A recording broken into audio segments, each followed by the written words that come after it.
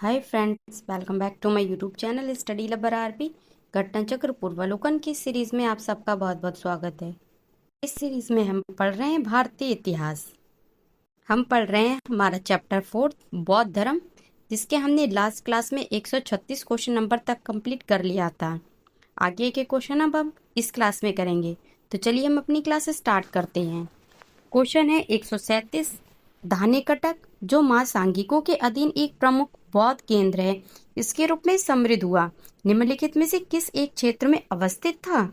तो इसका आंसर है ऑप्शन ए आंध्र। धानेकटक अमरावती के निकट आंध्र प्रदेश के पलनाडु जिले में एक विश्व प्रसिद्ध बौद्ध स्थल है। पुरातात्विक उत्खनन के फलस्वरूप यहाँ से बिहार के साक्ष्य प्राप्त हुए हैं।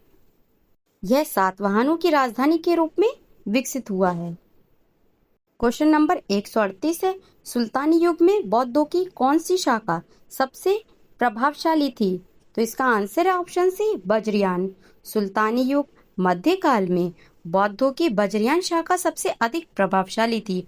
वज्रयान का सबसे अधिक विकास 8वीं शताब्दी ईस्वी में हुआ था और इसके सिद्धांत आर्य मंजूषी मूलकल्प तथा गुह्य समाज नामक ग्रंथों में मिलते हैं। तो फ्रेंड्स, अब हमारा 4th चैप्टर बौद्ध धर्म यहाँ से कंप्लीट हो गया।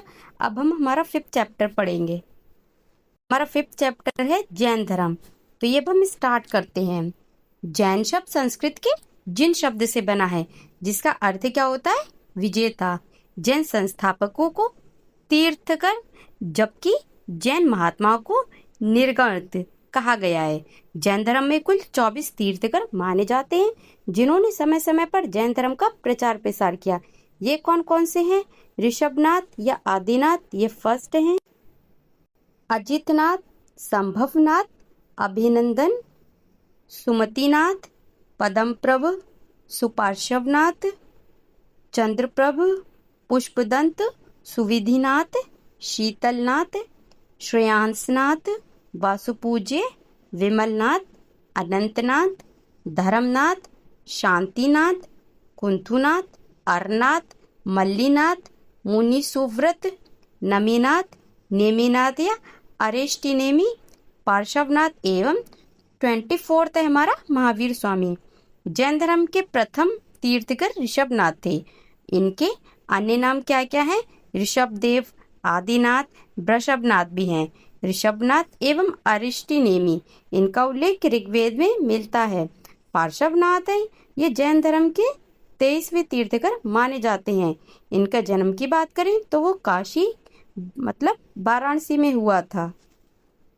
इनके पिता अश्वसेनी काशी के राजा थे। पार्श्वनाथ को वाराणसी के निकट आश्रम पद उद्यान में ज्ञान प्राप्त हुआ था और उनका परिनिर्वाण समेत शिखर समेत पर्वत पर हुआ था। पार्श्वनाथ ने अपने अनुयायियों को चातुर्याम शिक्षा का पालन करने को कहा था। ये 4 शिक्षाएं थी। कौन कौन सी थी? सत्य, अहिंसा, आस्तेय एवं अपरिग्रह। महावीर स्वामी का जो जन्म है वो वैशाली के निकट कुंड ग्राम या कुंडलपुर में लगभग 599 ईसा पूर्व में हुआ था। इनके पिता सिद्धार्थ ज्ञात्रक क्षत्रियों के संघ के प्रधान थे। इनकी माता त्रिशला अथवा विदेदत्ता वैशाली के लिच्छवी गणराज्य के प्रमुख चेटक है, इनकी बहन थी। महावीर स्वामी के बचपन का नाम क्या था? वर्धमान। और इनकी पत्नी का नाम क्या था? यशोदा। ये कुंडनीय गोत्र की कन्या था। इससे उन्हें अड़ोजा प्रियदर्शनी नामक पुत्री उत्पन्न हुई और जिसका विवाह इन्होंने जमाली के साथ किया था। जैन धर्म पूर्ण ज्ञान के लिए कैवल्य शब्द का प्रयोग किया गया। महावीर स्वामी को 12 वर्षों की कठोर तपस्या तथा साधना के पश्चात जरम्बिका ग्राम के समीप रज्जुपालिका नदी के तट पर 1 साल वृक्ष के नीचे कैवल्य मतलब पूर्ण ज्ञान प्राप्त हुआ था। ज्ञान प्राप्ति के पश्चात वे केवलिन अर्हत योग्य जिन विजेता तथा निर्ग्रंथ बंधन रहित ये कहलाए। कैवल्य प्राप्ति के पश्चात महावीर स्वामी ने अपने सिद्धांतों का प्रचार प्रारंभ किया।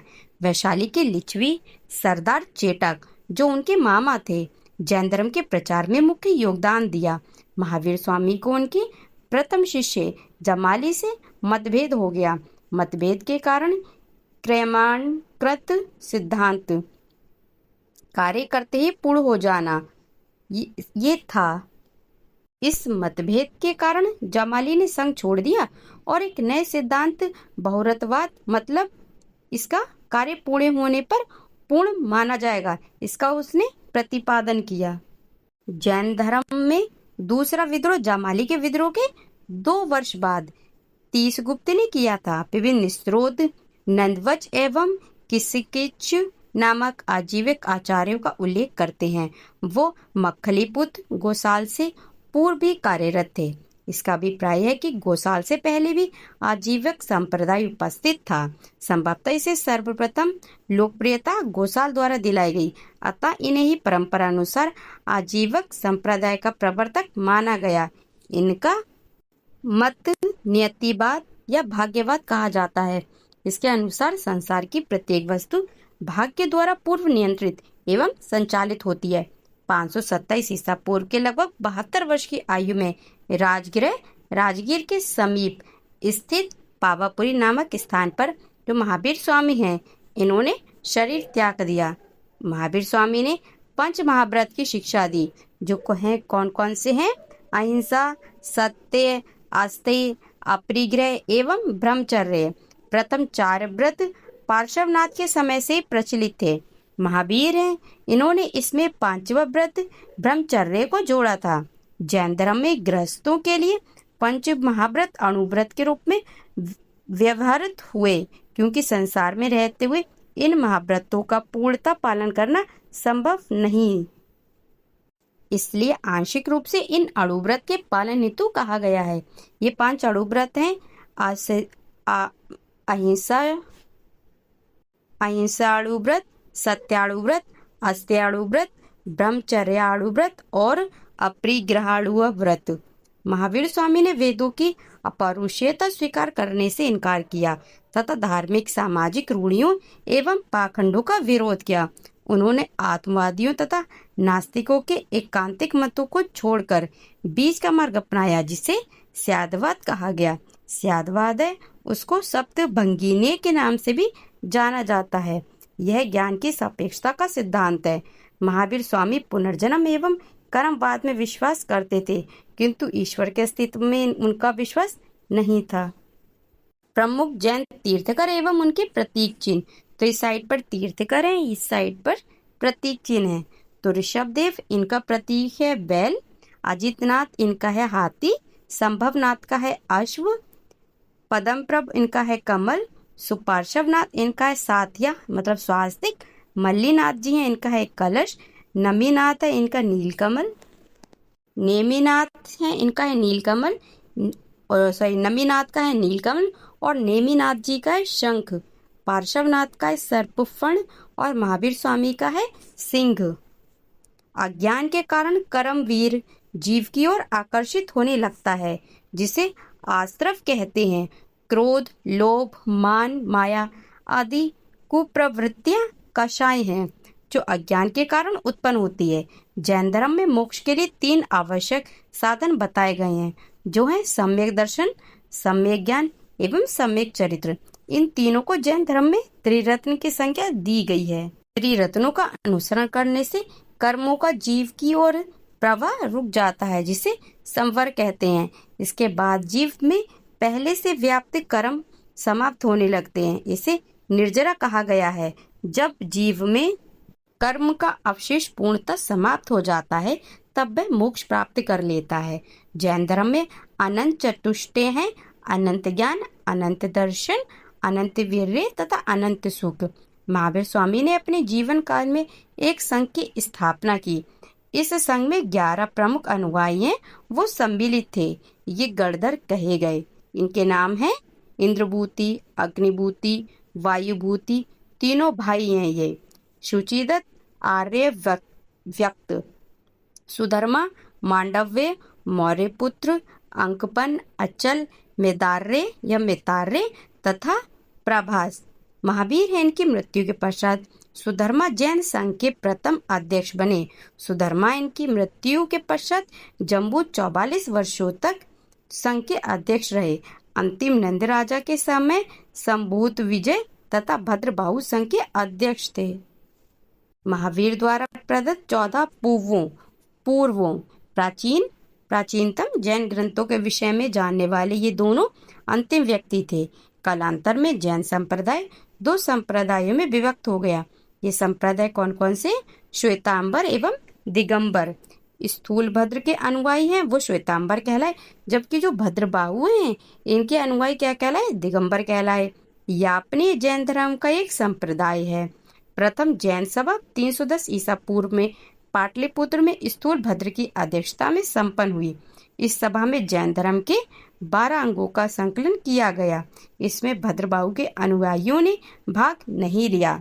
द्वितीय जैन सभा 6ठी शताब्दी ईसा पूर्व के पूर्वार्ध में वल्लभी गुजरात में देवर्धिगढ़ क्षमाश्रमण की अध्यक्षता में संपन्न हुई।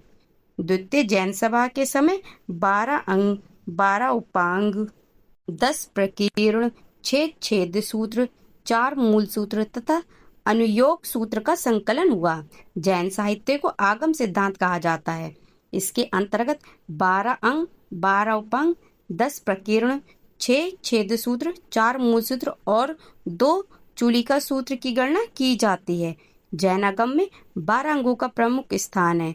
ये कौन कौन से? आयारंग सूत्र, आचारांग सूत्र, स्वैगदंग सूत्र, कृतांग, थाड़ंग, स्थानांग, समवायंग, भगवई, विहातपन्नति, भगवती, व्याख्या, प्रगति, अड़ियादम, कयायो, ज्ञात्र धर्म कथा, उपासगत सायव, उपासक दशा, अंतर्दशाओं, अंतकदर्शा, अणुतोर वाये दशाओं, अनुत्तर उपातिक दशा, पनहावा गरनाई, प्रश्न व्याकरण, विवाक सुयम, विवाका सुत और दिट्ठिवाय दृष्टिवाद। 12 अंगों से संबंधित एक एक उपांग ग्रंथ है।